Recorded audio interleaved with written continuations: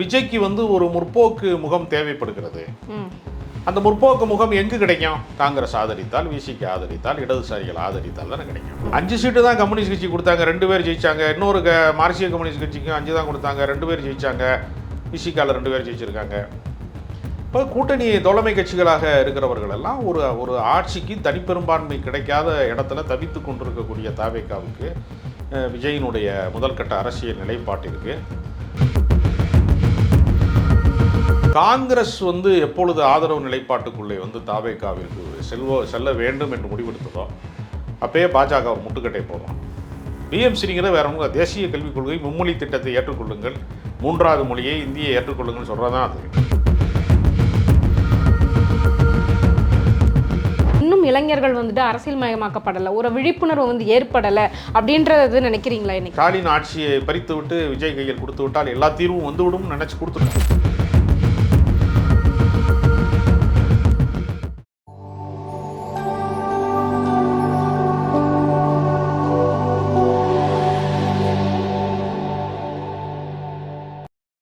நேர்களுக்கு வணக்கம். இன்றைய நேர்காணலில் நம்மோடு இணைந்திருக்கிறார் அரசியல் விமர்சகர் திரு ராஜகம்பீரன் அவர்கள். வாருங்கள் பேசுவோம். வணக்கம் சார். வணக்கம்.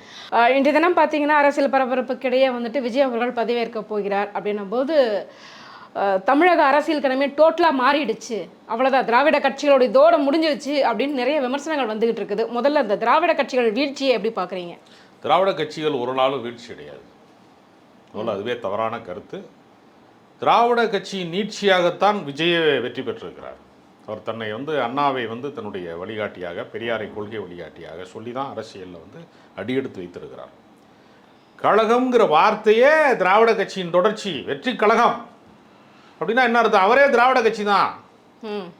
அதனால் திராவிட கட்சி அவர் வீழ்த்திட்டார்னா அவர் என்ன பாஜக காரன்னு நீங்கள் சொல்கிறது மாதிரி இருக்கு எனக்கு. நீங்கள் ஒருவேளை அவரை வந்து பாஜக காரர் என்று நீங்கள் சந்தேகப்படுகிறீர்களான்னு எனக்கு தெரியாது. சந்தேகம் அப்படின்றதை தாண்டி திமுகவும் வேண்டாம், அதிமுகவும் வேண்டாம், மக்கள் ஒரு புதிய மாற்றத்தை நோக்கி நகல்றாங்க அப்படின்னும் போது அப்புறம் இது எதனுடைய வீழ்ச்சியாக? அதாவது ஒரு அரசியலை வந்து தனிமனிதன் நகர்த்துகிறான் என்று நம்புவது இருக்குல்ல, அது வந்து முற்றிலும் தவறானது.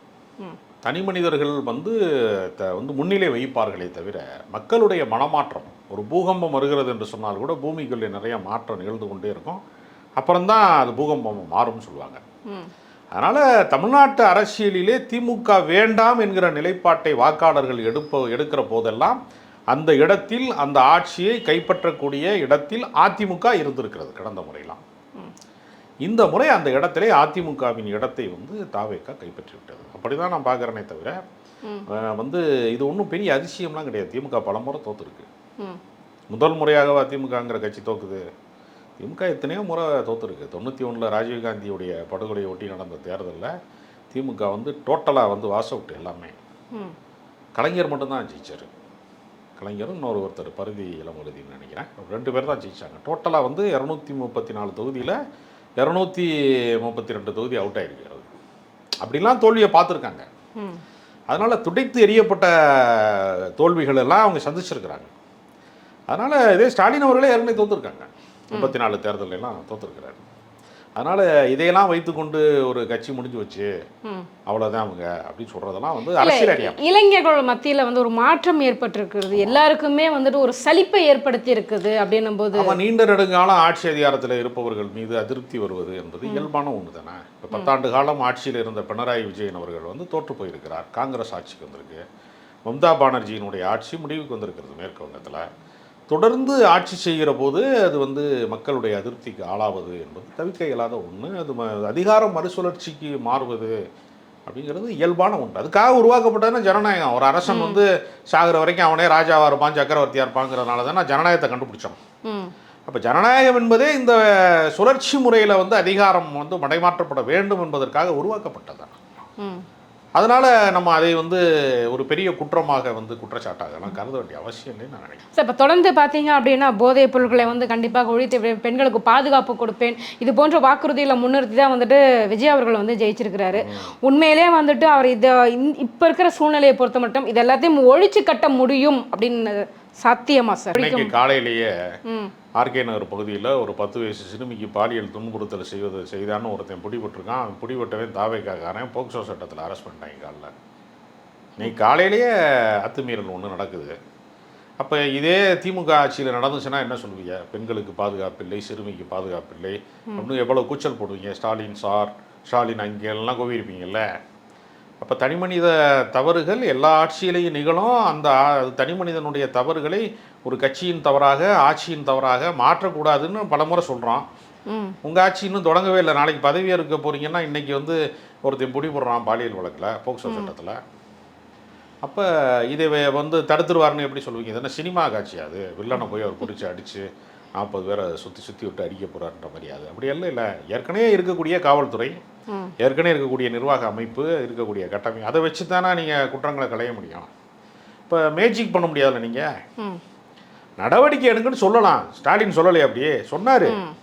அது அடிமட்டத்தில் வேலை செய்யாமல் ஒரு இடங்களில் ஃபெயிலியர் ஆகும். 1-2 இடங்கள்ல அந்த ஃபெயிலியரை தூக்கிட்டு வந்து இந்த ஆட்சி சரியில்லைன்னு சொல்லுவாங்க வழக்கம்.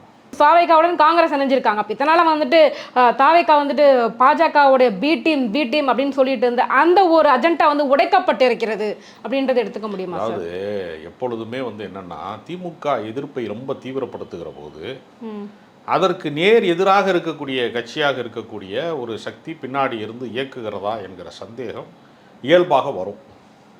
அந்த சந்தேகத்தை உடைக்க வேண்டிய பொறுப்பு அந்த கட்சிக்கு தான் இருக்கு. அதனால் தாவேகா வந்து தமிழ்நாட்டில் பாஜக எம்எல்ஏக்கள் தயவில் ஆட்சி ஆள முடியாது. ஏன்னா ஜெயித்ததே ஒருத்தர்னு நினைக்கிறேன். வேறு யாரும் வெற்றி பெறல. ஒரே ஒருவர் தான் வெற்றி பெற்றிருக்காரு. ஒரு ஆள் சப்போர்ட்டை வச்சு இந்த ஆட்சியை நடத்த முடியாது. அப்போ அவருக்கு வந்து விஜய்க்கு வந்து ஒரு முற்போக்கு முகம் தேவைப்படுகிறது. அந்த முற்போக்கு முகம் எங்கு கிடைக்கும்? காங்கிரஸ் ஆதரித்தால், விசிக்கு ஆதரித்தால், இடதுசாரிகள் ஆதரித்தால் தானே கிடைக்கும். அப்போ அவங்க வந்து திருமாவளவன் தயவை நாடுகிறார்கள், காங்கிரஸின் தயவை நாடுகிறார்கள், கம்யூனிஸ்ட் கட்சியின் தயவை நாடுகிறார்கள். அப்போ திமுக கூட்டணி உடைக்கப்பட்டால் இந்தியா கூட்டணியில் திமுகவுடைய நிலைப்பாடு என்னவாக இருக்கும்னு நினைக்கிறீங்க? இல்லை, அது வந்து மாநில அரசுக்கான நிலைப்பாடு என்பது இப்படி மாறினாலும் கூட அகில இந்திய அளவிலே அவர்கள் என்ன அந்த காலகட்டத்தில் என்ன முடிவெடுக்கிறார்கள்னு ஒரு கேள்வி இருக்குது. ஏன்னா நாடாளுமன்ற தேர்தலுக்கு இன்னும் வந்து காலம் இருக்கிறது. 29 தான் நாடாளுமன்ற தேர்தல் இனிமேல் வரும். அப்போ நாடாளுமன்ற தேர்தல் வருகிற போது தான் அவங்க முடிவெடுப்பாங்க. அதனால் காங்கிரஸ் கட்சி போயிடுச்சு அப்படிங்கிறதுனால வந்து திமுகவுக்கு ஒன்றும் பெரிய நட்டம்லாம் கிடையாது. அவங்களுக்கு 28 சீட்டு கொடுத்தாங்க, ராஜ்யசபாலாம் கொடுத்தாங்க, 5 பேர் தான் ஜெயிக்கிறாங்க. 10 சீட்டு தேமுதிக கொடுத்தாங்க, ஒத்த சீட்டு தான் ஜெயிச்சாங்க. 5 சீட்டு தான் கம்யூனிஸ்ட் கட்சி கொடுத்தாங்க, 2 பேர் ஜெயிச்சாங்க. இன்னொரு மார்க்சிய கம்யூனிஸ்ட் கட்சிக்கும் 5 தான் கொடுத்தாங்க, 2 பேர் ஜெயிச்சாங்க. விசிகாவில் 2 பேர் ஜெயிச்சிருக்காங்க. இப்போ கூட்டணி தோழமை கட்சிகளாக இருக்கிறவர்கள் எல்லாம் ஒரு ஆட்சிக்கு தனிப்பெரும்பான்மை கிடைக்காத இடத்துல தவித்து கொண்டிருக்கக்கூடிய தாவேகாவுக்கு விஜயினுடைய முதல்கட்ட அரசியல் நிலைப்பாட்டிற்கு பாஜகவுடைய தயவு வந்து விடக்கூடாது, அவர்கள் ஆதரவு தெரிவித்து விடக்கூடாது, அல்லது அவர்கள் சார்ந்து கட்சி உடைப்பதற்கு வாய்ப்பை அமைத்து தந்து விடக்கூடாது அப்படிங்கிறதுக்காக காங்கிரஸ் அதுக்குள்ளே போகுது. காங்கிரஸ் எடுத்த முடிவு ஒரு சரியான முடிவு. காங்கிரஸ் எடுத்த முடிவு ஒரு மதச்சார்பற்ற சக்தியாக தமிழக வெற்றி கழகத்தை மாற்றுவதற்கான ஒரு முன்முயற்சியாக கருதப்படுகிறது. அது அவங்க கட்சி நிலைப்பாடு. திமுகவோட தான் காலம் பூரா இருக்கணும்னு நம்ம யாரும் சொல்ல முடியாதுல்ல. தேர்தலுக்கு முன்பே அவர்கள் அணிமாறுவதற்கு முயற்சி செய்தார்கள். அதை வைத்துக்கொண்டு கூட்டணி பேர வலிமையை கூட்டி இந்த மாதிரி அதிகப்படுத்தி கொண்டார்கள். இப்போது அவர்களுக்கு வந்து விஜய் நிரூபிக்கப்பட்ட சக்தியாக மாறினதுனால தங்கள் அரசியல் பயணத்தை அவர்கள் திசை மாற்றி இருக்கிறார்கள். அப்படிதான் நான் பார்க்குறேன். உண்மையிலே இந்த கூட்டணி ஆட்சி அப்படிங்கிறது வந்துட்டு ரொம்ப சிரமமான ஒரு ஆட்சியாக இருக்கும் அப்படின்னு சொல்லிட்டு அரசியல் வல்லுநர்களும் கணிக்கிறாங்க. உண்மையிலே இந்த கூட்டணி ஆட்சியை வந்துட்டு பக்குவமாக கொண்டு போகிற அளவுக்கு தாவேகாவால் முடியும்னு நினைக்கிறீங்க? 5 ஆண்டு கால ஆட்சி எப்படி இருக்க போகுது சார்? யாருக்குமே அனுபவம் கிடையாது. கட்சி அனுபவம், நிர்வாக அனுபவம் அப்படிலாம் பெருசாக கிடையாது. செங்கோட்டையன் இருக்காரு அனுபவம். செங்கோட்டையன் கட்சி தலைவர், அவர் வழி நடத்துறார், வழிகாட்டுறார். அதெல்லாம் வழி நடத்தவே முடியாது. அவர் கட்சியில் ஒரு ஒன் ஆஃப் தி பார்ட். அவர் எப்படி டிசைடிங் அத்தாரிட்டி வந்து செங்கோட்டையன் கொடுத்துருக்காங்களா? அப்படிலாம் கிடையாது. ஜேசிடி பிரபாகர் கூட தான் அனுபவிக்கவர். அதெல்லாம் நான் சொல்கிறது, அதில் இருக்கக்கூடிய சட்டமன்ற உறுப்பினர்கள் பெரும்பான்மையாக இருக்கிறவங்க 90% அரசியல் அனுபவம் மற்றவர்கள். அதனால் நிர்வாக ரீதியாக அவர்கள் என்ன செய்வார்கள், எப்படி வந்து செயல் திட்டங்களை வந்து நடைமுறைப்படுத்துவார்கள், நிறையா கேள்விகள் இருக்கிறது. அதை எதிர்கொள்வதில் யாருக்குமே அனுபவம் இல்லை. விஜய்க்கு அனுபவம் கிடையாது, கட்சிக்காரனுக்கு அனுபவம் கிடையாது, யாருக்குமே கிடையாது. அப்போ நிறைய குற்றச்சாட்டுகளை வந்து நீங்கள் எதிர்கொள்ளணும், நிறையா புகார்களை விசாரிக்க வேண்டியிருக்கும். இப்போ நீங்கள் பார்த்தீங்கன்னா வந்து வந்து பல திட்டங்களை நீங்கள் அறிவிச்சிருக்கீங்க. 6 சிலிண்டர் ஃப்ரீயாக கொடுப்போங்கிறீங்க. சிலிண்டர் கொடுக்குறதுங்கிறது மாநில அரசின் கட்டுப்பாட்டிலே கிடையாது, மத்திய அரசோடது. மத்திய அரசு கட்டுப்பாடு. அதுவும் சர்வதேச சம்மந்தப்பட்ட பிரச்சனையாக இருக்குது. நீங்கள் 2500 கொடுக்குறோம். நீங்கள் பல திட்டங்களை சொல்லியிருக்கீங்க. அதெல்லாம் நீங்கள் எப்படி நடைமுறைப்படுத்த போகிறீங்கன்னு ஒரு கேள்வி இருக்குது. அப்போ இந்த வாக்குறுதியெல்லாம் நிறைவேற்ற தவறினால் உங்கள் மேல் அபிமானம் வைத்திருக்கக்கூடிய, நம்பிக்கை வைத்திருக்கக்கூடிய வாக்காளர்கள் உங்கள் மீது அதிருப்தி அடைவார்கள். அப்போ இந்த எவ்வளோ வேகமாக அவருக்கு ஆதரவு நிலைப்பாடு வந்ததோ அதற்கு நிகரான ஒரு எதிர்ப்பும் வரக்கூடிய சாத்தியங்கள் இருக்கு. எதிர்ப்பு வரும்னு நினைக்கிறீங்களா சார்? கண்ணை மூடிட்டு ஓட்டு போட்டுருக்காங்களா சார்? என்னுடைய வேட்பாளரை பேர் கூட எனக்கு தெரியாது, எனக்கு தேவை விசிலுக்கு நான் ஓட்டு போடணும், அவ்வளோதான். நீங்கள் சொல்கிறது எப்படி இருக்குன்னா, ரொம்ப வந்து பல வருடமாக தேடி தேடி ஒருத்தர் வந்து ரொம்ப லவ் பண்ணி கல்யாணம் பண்ணிட்டு அப்புறம் சண்டை ஓட்டு பிரிஞ்சு டைவர்ஸ் பண்ணிக்கிறாங்கல்ல. காதலித்தவர்கள் எப்படி பிரிவார்கள்னு கேட்டால் அப்படி காதலித்தவர்கள் தான் பிரிவார்கள். இது எவ்வளவு பேரன்பு கொண்டு இருக்கிறீர்களோ அதற்கு நிகரான பிரச்சனையை சந்திப்பீங்க. எப்பவுமே தேனை தேடி தேடி அலைகிறது வண்டு, அதையே தூக்கி தேன் குடத்தில் போட்டால் தத்தளித்து விடுகிறது, தடுமாறி விடுகிறது, மூச்சு திணறுகிறது, அதுக்கு மூழ்கி விடுகிறது. அது மாதிரி தான் வாழ்க்கை. நீங்கள் எதையுமே ஒரு எக்ஸ்ட்ரீம் போகும்போது அது சிக்கலாக மாறும். அதனால் எளிதான பயணம்லாம் கிடையாது. ஏன்னா தனிப்பெரும்பான்மை கிடையாது. உங்கள் ரிமோட் கண்ட்ரோல் உங்கள்கிட்ட கிடையாது. கூட்டணி கட்சிக்காரன்ட்ட தான் ரிமோட் கண்ட்ரோல் இருக்குது. இந்த பக்கம் திருமாவளவன், காங்கிரஸ், சிபிஎம், சிபிஐலாம் வந்து உங்களை கையாள்வது ஒரு வகை. ஒருவேளை நாளைக்கு ஏதாவது ஒரு கருத்து முரண்பாடு வருகிறது, நீங்கள் கொண்டு வருகிற திட்டம் வந்து மக்கள் விரோத திட்டமாக இருக்குன்னு கம்யூனிஸ்ட் கட்சி மாற்று கருத்து சொல்லுது, பாஜக நிலைப்பாட்டை ஏற்றுக்கொண்டீர்கள், மத்திய அரசாங்கத்தினுடைய நிலைப்பாட்டை ஏற்றுக்கொண்டீர்கள்னு காங்கிரஸுக்கு ஒரு முரண்பாடு வருதுன்னா ஆதரவு நிலைப்பாட்டை வாபஸ் செய்து விடுவார்கள். அப்போ அந்த இடத்துல யார் இட்டு நிரப்பணும்னா அதிமுக இட்டு நிரப்பணும். அதிமுகவின் ஆதரவு நிலைப்பாட்டில் இருக்கிற போது அதிமுக வந்து பாஜகவின் கட்டுப்பாட்டில் இருக்கிறது என்கிற குற்றச்சாட்டு இருக்குது. அப்போ ரிமோட் கண்ட்ரோல் பாஜகட்ட போயிடும் அப்படிங்கிற ஆபத்து இருக்குது. தன்னுடைய தனித்தன்மையை நிரூபிக்கணும், நிர்வாக ஆற்றலை நிரூபிக்கணும். நிதி பற்றாக்குறை இருக்கிறது, 10 லட்சம் கோடி கடை இருக்குது, கஜானா காலியாக இருக்குன்னு இருக்குது. அதுவும் பல பிரச்சனைகளை எதிர்கொள்ளணும். நீங்கள் எதிர்கட்சியாக இருக்கும்போது என்ன வேணாலும் குற்றச்சாட்டு சொல்லலாம். ஆளுங்கட்சியாக இருக்கும்போது அந்த குற்றச்சாட்டு பூரா உங்கள் மேலே வந்துடும். மதுவை ஒழிச்சிட முடியுமா? லஞ்சத்தை இல்லாமல் பண்ணிட முடியுமா? ஊழலற்ற ஆட்சி ஒழிப்பு. அதெல்லாம் டயலாக்கு. யார் சொல்லல அந்த டைலாக்கை? நடைமுறைப்படுத்த முடியுமா? போலீஸ் ஸ்டேஷன் ஒருத்தனை கூட்டு போய் அடித்து கொண்டு விட்டாங்கன்னா அது லோக்கல் போலீஸ்காரர் தான் காரணம் சொல்லுவீங்களா? காவல்துறை கையில் வைத்திருக்கிறவர் என்ன செய்கிறான்னு கேட்பாங்கல்ல எதிர்கட்சி. நீங்கள் எதிர்கட்சியை பார்த்து என்னென்ன, ஆளுங்கட்சியை பார்த்து என்னென்ன எதிர்கட்சியாக இருக்கும்போது கேட்டீங்களா? அது அத்தனை கேள்விகளும் நீ உங்கள் மேலே தானே பாயும். எல்லாவற்றிற்கும் நீங்கள் வந்து பழி சொன்னது வந்து எதிர்கட்சியாக இருக்கும்போது சொல்லலாம். இப்போ வழி சொல்லுன்னு கேட்பான். வழி சொன்னது போதும், வழி சொல்லு எனக்குப்பான்.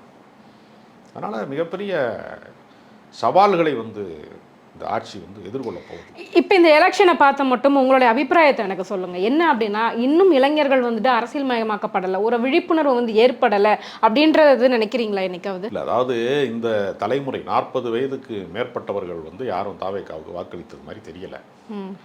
பெரும்பகுதி பெண்கள் வந்து சிறுபான்மையினர், தலித்துக்கள், குறிப்பாக இளைஞர்கள் பெருமளவில் வாக்களித்திருக்கிறார்கள். அதுதான் முக்கியமானது அதில். ஆனால் அரசியல் வயப்படாதவர்களாகத்தான் அவங்க இருக்கிறாங்க. அவங்க என்ன நினைக்கிறாங்கன்னா, இந்த ஸ்டாலின் ஆட்சியை பறித்து விட்டு விஜய் கையில் கொடுத்து விட்டால் எல்லா தீர்வும் வந்துவிடும் நினச்சி கொடுத்துருக்காங்க. ஆனால் இங்கே இருக்கக்கூடிய சிஸ்டம் வந்து அவ்வளவு எளிதானது அல்ல.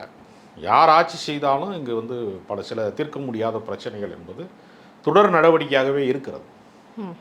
இப்போ நீங்கள் சாதிய வன்கொடுமை அப்படிங்கிறது வந்து ஒவ்வொரு தனி மனிதனுடைய உளவியல் சிக்கலாக இருக்குது. அதையெல்லாம் ஒரு ஆட்சி மாற்றத்தினால சரி செய்ய முடியுமா? அப்படின்னு சரி செய்யவே முடியாது. தீர்க்க முடியாத பல பிரச்சனைகள் இருக்குது. ஒரு பெண்ணை வந்து எப்படி பார்க்க வேண்டும் அப்படிங்கிறதுல ஒரு பண்பட்ட சமூகமாக இல்லை. பெண்கள் பாதுகாப்பு குறித்ததுன்னா ஒவ்வொரு தனி மனிதனையும் அரசாங்கம் கண்காணிக்க முடியாது. 1.5 லட்சம் போலீஸாக இருக்குது. இவ்வளவு கோடிக்கணக்கான பேர் இருக்கு நாட்டில். 1.5 லட்சம் போலீஸை வச்சு சட்டம் ஒழுங்கை சரி பண்ண முடியும் நம்புறது இருக்குல்ல. அதை விட ஒரு சிறந்த மூட நம்பிக்கை எதுவுமே இருக்க முடியாது. திருடு போன முன்னாடி தான் போலீஸ் வரும், வழக்கு பதிவு செய்யும். ஏன் முன்னாடியே திருடு போகாமல் பாதுகாக்கலைன்னு கேட்கவே முடியாது யாரும். இதெல்லாம் பேசுறதுக்கு நல்லாயிருக்கும், நடைமுறையில் ரொம்ப சிக்கலானது. எல்லா ஆட்சியிலையுமே நிறைய குறைகள் இருந்து கொண்டே இருந்திருக்கிறது. குறைகளின் எண்ணிக்கை கூடும் குறையுமே தவிர குறைகளற்ற, குற்றங்களே அற்ற அப்படிலாம் ஒரு ஆட்சி கிடையவே கிடையாது. இதெல்லாம் அவர் எதிர்கொள்ளணும். அவருக்கு அந்த பயிற்சி இருக்கா, அதுக்கு பழக்கம் இருக்கா, இது அவர் எப்படி எதிர்கொள்வார் என்பது பல கேள்விகள் இருக்கு. இல்லை, இன்னொரு பக்கம் பார்க்கும்போது மதுரையில் பார்த்தீங்கன்னா பிடிஆர் அவர்கள் தோல்வியை வந்து தழுவி இருக்கிறார். இந்த பக்கம் பார்த்தீங்க அப்படின்னா ஸ்டாலின் அவர்கள் குளத்தூரில் வந்துட்டு தோல்வியை வந்து பார்த்துருக்காரு. இது சோஷியல் மீடியாலையும் சரி மக்கள்கிட்டயுமே சரி இது ஒரு பரவலாக பேசப்பட்டு. இந்த 2 பேரையும் தோற்கடிப்பதற்கான காரணம் என்ன? வெறும் அந்த விஜய் நமக்கு மிகப்பெரிய வரலாறு இருக்கிறது. அண்ணா தோற்று இருக்கிறார், காமராஜர் தோற்று இருக்கிறார், ஜெயலலிதா பர்கூரில் தோற்றுருக்காங்க 96 காலகட்டத்தில். பெரிய தலைவர்கள் தோற்கடிக்கப்பட்ட வரலாறுன்னு இன்னும் இருக்குது. எப்போவுமே வந்து எவ்வளோ பெரிய மன்னனாக இருந்தாலும் நான் மன்னக்க வைப்பேங்கிறது ஜனநாயகத்தில் நடந்து எதுவுமே செய்யலை அப்படின்னு சொல்லியிருந்தா பரவாயில்ல. குளத்தூரில் அவ்வளோ முன்னேற்றத்தை கொடுத்துருக்குறோம் அப்படின்ற பட்சத்துலையும் மக்கள் இவர் என்ன எதிர்பார்க்குறாங்க? கலைஞர் சொன்னதுதான், நம்மால் பயன்பெற்றவர்கள் நன்றியோடு இருப்பார்கள் என்று நாம் எதிர்பார்க்கக்கூடாது. சில நேரம் மாறி நடக்கணும். இப்போ கடந்த கால வாழ்க்கை தெரிந்தவர்கள் சில பேர் இருப்பான். நம்ம கூட வந்து ஒன்றா வந்து டீ குடிச்சிக்கிட்டு சாப்பாட்டுக்கு வழி இல்லாமல் இருக்கும்போது நம்ம கூட சுற்றி இருப்பான், ரூம்மேட்டாக இருப்பான். திடீர்னு அவனுக்கு ஒரு வாழ்க்கையினுடைய ஒரு உயரத்தை அடைகிற போது அவன் என்ன நினைப்பான், முதல்ல நம்ம பழைய வாழ்க்கை தெரிஞ்சவனை கட் பண்ணி விடணும்டா, நம்ம ஸ்டேட்டஸ் மாறிடுச்சுன்னு நினைக்கிறான் சில பேர். பார்ப்பதை தவிர்ப்பார்கள். அப்படி பல பேர் இருக்கான்ல. இப்போ ஏன் அதை தவிர்க்கிறான்? நான் பழைய வாழ்க்கையை விரும்பாதவன் இருக்கேன். பல பேர் சொல்லி காட்டுறது கூடாதுன்னு நினைப்பான் சில பேர். இவன் தயவில் நான் வாழ்ந்தேங்கிறது இந்த உலகத்துக்கு தெரியக்கூடாதுன்னு நினைப்பான். பல உளவியல் சிக்கல்கள் இருக்குது மனிதர்கள்ட்ட. ஏதோ ஒரு மாற்றம் நிகழப்போகிறது நம்பியிருக்காங்க. அது மாற்றமா ஏமாற்றமாங்கிறது காலப்போக்கில் தான் தெரியும். சார், நிறைய இளைஞர்கள் நிறைய புதுமுகங்கள் இப்போ வந்து சட்டசபைக்குள்ள போறாங்க. இது எப்படிப்பட்ட ஒரு மாற்றத்தை வந்து ஏற்படுத்த போகுது? உண்மையிலே இளைஞர்களுடைய ஆட்சியை தமிழக வெற்றி கழகத்தில் நடந்ததில் ஒரே ஒரு மாற்றம் வந்து நான் வியக்கிறேன். சாமானியர்கள் பல பேர் சட்டமன்ற உறுப்பினர்கள் ஆகியிருக்காங்க. 20 கோடி 30 கோடி செலவு பண்ணால் தான் வந்து இன்னைக்கு சட்டமன்ற உறுப்பினர் ஆக முடியும் அப்படிங்கிற நிலைமை அல்லாமல் ரொம்ப சாமானியர்களாக இருக்கிறவங்க, ஒரு ஆட்டோ ஓட்டுநராக இருக்கிறவர், எளிய பின்புலத்தில் வந்து எந்த பேக்ரவுண்டும் இல்லாதவங்க சில பேர் வந்து இந்த கட்சியில் எம்எல்ஏ ஆகிருக்காங்க. இது எதிர்காலத்துலேயும் இப்படியே நடக்குமான்னு தெரியல. இப்போதைக்கு அப்படி அவங்களுக்கு ஆள் கிடைக்காம போட்டாங்களா, எதுக்காக போட்டாங்கன்னு தெரியல, ஜெயிக்க மாட்டாங்கன்னு நினச்சி போட்டாங்களான்னு தெரியல. ஆனால் பல பேர் சட்டமன்ற உறுப்பினர்களாக ஆயிருக்காங்க. அப்போ முஸ்தபா கூட வந்து என் கூட பல விவாதங்களில் பங்கேற்கக்கூடியவர், அவர் சட்டமன்ற உறுப்பினர் ஆயிருக்கார். அதுவும் பிடிஆரையே தோக்கடிச்சிருக்கிறாரு. இதெல்லாம் ஒரு வியப்பான விஷயம்தான். ஆனால் ஜனநாயகம் அதுக்காக கண்டுபிடிக்கப்பட்டதான். எளிய மனிதர்கள் கையில் அதிகாரம் சென்று சேர வேண்டும் என்பதற்காக தான் ஜனநாயகம் உருவாக்கப்பட்டது. இல்லாட்டா மன்னராட்சியை நீடிச்சிருக்கும். அதனால் இந்த இந்த தேர்தலிலே நடந்த ஒரு பெரிய விசித்திரமான விஷயம் என்பது, பணம் வந்து வேலை செய்யாமல், சாதி மதம் வந்து பெரிய அளவில் வேலை செய்யாமல் பல இடங்களில் எளிய மனிதர்கள் சட்டமன்ற உறுப்பினர்களாக வெற்றி பெற்றிருக்கிறார்கள் என்கிற ஒரு விஷயம் மட்டும் ஆறுதலாக இருக்கிறது. ஆரோக்கியமான அரசியலுக்கு அடையாளமாக இருக்கிறது. அதை கழித்து விட்டு அவர்கள் அனுபவமற்றவர்களாக இருக்கிறார்கள், அரசியல் தெளிவற்றவர்களாக இருக்கிறார்கள் என்பது ஒரு வருத்தமாக இருக்குது. இதை எப்படி கொண்டு செல்ல போகிறார், இந்த அவர் மீது வைத்திருக்கக்கூடிய நம்பகத்தன்மையை அவர் எப்படி காப்பாற்றப் போகிறார் விஜய், எப்படி நிர்வாக ரீதியாக அதை வெல்லப் போகிறார் என்கிற சவாலில் அவர் ஜெயித்து விட்டார். அவருக்கு எம்ஜிஆர் போல ஒரு செல்வாக்கு நீடிப்பதற்கான சாத்தியக்கூறுகளும் இருக்கிறது. ஸோ இப்போ பிஎம் ஸ்ரீ திட்டத்தில் வந்துட்டு சேரணும்னு சொல்லிட்டு ஒரு வார கால கெடு வந்து கொடுத்துருக்குறாங்க விஜய் அவர்களுக்கு. எந்த மாதிரியான முடிவுகளை எடுக்க போகிறார்? இதனோட பாதகம் சாதகம் என்ன சுருக்கமாக? காங்கிரஸ் வந்து எப்பொழுது ஆதரவு நிலைப்பாட்டுக்குள்ளே வந்து தாவேகாவிற்கு செல்ல வேண்டும் என்று முடிவெடுத்ததோ அப்பயே பாஜக ஒரு முட்டுக்கட்டை போடுவான். பிஎம் ஸ்ரீங்கிற வேற ஒன்று தேசிய கல்விக் கொள்கை, மும்மொழி திட்டத்தை ஏற்றுக்கொள்ளுங்கள், 3வது மொழியை இந்தியை ஏற்றுக்கொள்ளுங்கள் சொல்கிறதான் அது. அதை வந்து தமிழ்நாடு அரசு, இதுக்கு திமுக அரசு வந்து கடுமையாக நிராகரித்தது. 5000 கோடி வரைக்கும் தர வேண்டிய நிதியை தரவில்லை. இப்போது அவர்கள் கெடு விதிக்கிறார்கள். இப்போ ஒரு புதிய முதலமைச்சர் ஒருத்தர் வந்திருக்கிறாரு, அவரை மிரட்டினா பயந்துருவார்னு பிஜேபி அந்த ஆயுதத்தை கையில் எடுக்கிறார்கள். திமுகவை போல ஒரு திடமாக எதிர்த்து நிற்க போகிறாரா, மத்திய அரசாங்கத்துக்கு பணிந்து போகிறாரா அப்படின்னு 2 ஆப்ஷன் அவருக்கு இருக்கு. அவர் காங்கிரஸ் ஆதரவு நிலைப்பாடு என்கிற இடத்தை நோக்கி அவர் நகர்கிற போது பிஜேபி அவருக்கு நெருக்கடி கொடுக்க தொடங்கிவிட்டது. பிஜேபி அவர் எப்படி எதிர்க்கிறார் என்பதை பார்ப்பதற்கு தமிழகம் காத்திருக்கு. எங்கள் கேள்விகளுக்கு ரொம்ப சிறப்பான பதில் சொன்னீங்க சார், ரொம்ப நன்றி.